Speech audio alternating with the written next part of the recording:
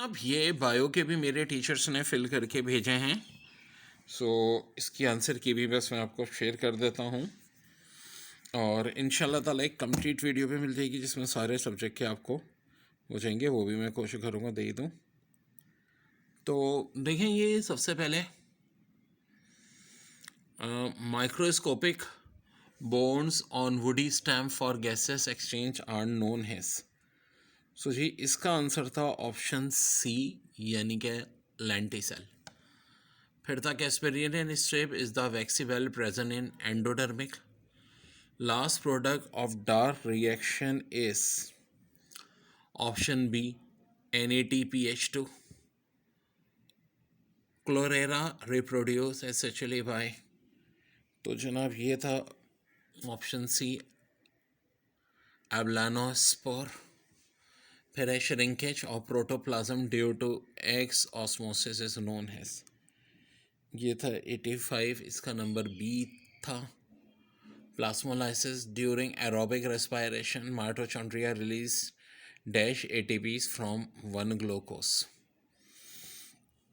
तो जनाब अली इस 86 का सी था 36, और फिर 87 में the invagination of membrane of mitochondria are known as. 87 इसका था ए यानी क्रिस्टाई। फिर 88 myelin is a term use for. Question number 88 इसका था option D mass of hyphae. फिर क्वेश्चन 89 एस्प्रोटेस्ली of bone word have specialise feature, it has dash cells. तो ये था क्वेश्चन नंबर 89 जिसका करेक्ट ऑप्शन था सी यानी हैप्लोटेलेपेट्स। Question 90 all are example of monomers except, तो जी इसका था amino acids the joinage of two monomer is called.